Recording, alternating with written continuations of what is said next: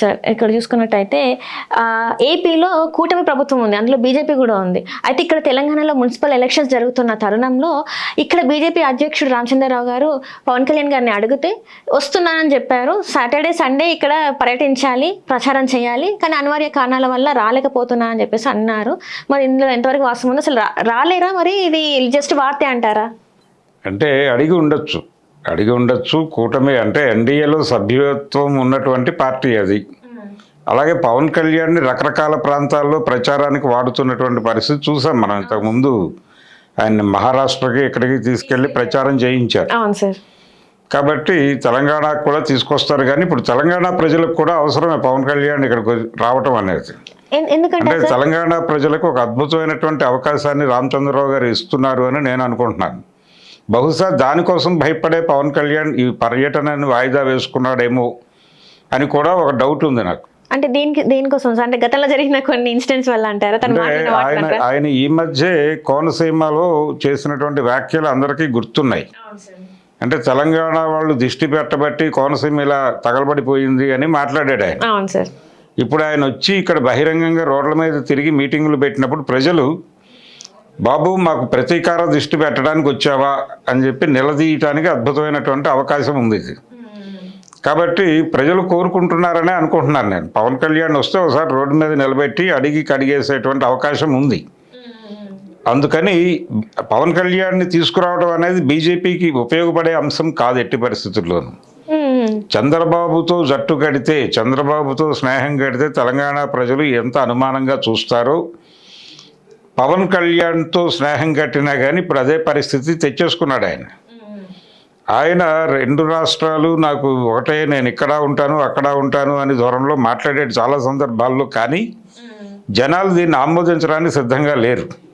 అంటే నేను భారతీయుడిని ఇవన్నీ కూడా మాట్లాడతాడు పవన్ కళ్యాణ్. ఆయన సినిమాలకు ఇక్కడ చాలా బిగ్ కలెక్షన్స్ వస్తాయి, నైజాం షేర్ చాలా ఎక్కువ వస్తుంది. పైగా రేపు ఇంకో సినిమా రిలీజ్కి ఉంది ఆయనది, ఉస్తాద్ భగత్ సింగ్ ఉంది. కాబట్టి ఇవన్నీ ఉన్నప్పటికీ కూడా పవన్ కళ్యాణ్ని పొలిటికల్గా యాక్సెప్ట్ చేయడానికి తెలంగాణ ప్రజలు సిద్ధంగా లేరు. అందుకని పవన్ కళ్యాణ్ ఇమేజ్, ఆయనకున్నటువంటి ఫ్యాన్ ఫాలోయింగ్ అదేదో ఓట్లుగా కన్వర్ట్ అయిపోతుంది, భారతీయ జనతా పార్టీకి అద్భుతమైనటువంటి విజయాలు సాధించి పెడతాడు అనేది కేవలం భ్రమే. అంటే గతంలో చూసుకున్నట్టయితే ఇక్కడ పోటీ చేశారు కదా సార్, జనసేన కుకట్పల్లిలో పోటీ చేశారు. కుకట్పల్లిలో పోటీ చేశాడు. అప్పుడేమి వీళ్ళ మధ్య పొత్తులు గిత్తులు ఏం లేవు కదా, మామూలుగానే నార్మల్గానే పోటీ చేశాడు. ఆ తర్వాత వీళ్ళు కలిసి మీటింగ్ పెట్టారు. కానీ మొదట కలిసి మాట్లాడుకుని ఇచ్చిన సీట్లు కాదు అవి. అసెంబ్లీ ఎన్నికల సందర్భంగా జరిగింది. ఎవరి ప్రయోగాలు ఎవరి ప్రయత్నాలు వాళ్ళు చేశారు. తెలంగాణకు సంబంధించి మనం విడిగా మాట్లాడదామన్న పద్ధతిలోనే బీజేపీ వ్యవహరించింది అప్పుడు. కానీ ఆ తర్వాత నెమ్మదిగా కలిసి మీటింగ్ పెట్టారు అక్కడే. ఇలా ఈసారి కూడా అంటే అలాంటి ప్రయోగమే జరుగుతుంది. ఇక్కడ జనసేన కూడా ఆయన సీట్లు అడగచ్చు, జనసేన అభ్యర్థుల్ని కూడా నిలబెట్టే ప్రయత్నం ఆలోచన చేశాడు ఆయన ఆల్రెడీ పవన్ కళ్యాణ్. కాబట్టి బీజేపీ గురించి ఆయన ఇక్కడికి వచ్చి ప్రచారం చేయించుకోవటం ఉపయోగపడుతుందని వాళ్ళు అనుకుంటున్నారు. కానీ ఈ మధ్య కాలంలో ఆయన మాట్లాడిన మాటలు ఆల్రెడీ మళ్ళీ ఇంకొకసారి వైరల్ అవుతున్నాయి. చాలామంది ఆ రోజు ఆయన మాట్లాడిన మాటలను తీసి బయటపెట్టి అడుగుతున్నారు ఏమిటి పరిస్థితి, ఇతను వస్తున్నాడట ఎన్నికల ప్రచారానికి, కాబట్టి ఈ అవకాశాన్ని అందిపుచ్చుకుని అతన్ని నిలబెట్టి మాట్లాడాల్సినటువంటి అవసరం ఉంది, సమాయత్తం కండి అని సోషల్ మీడియాలో ఆల్రెడీ మొదలైంది.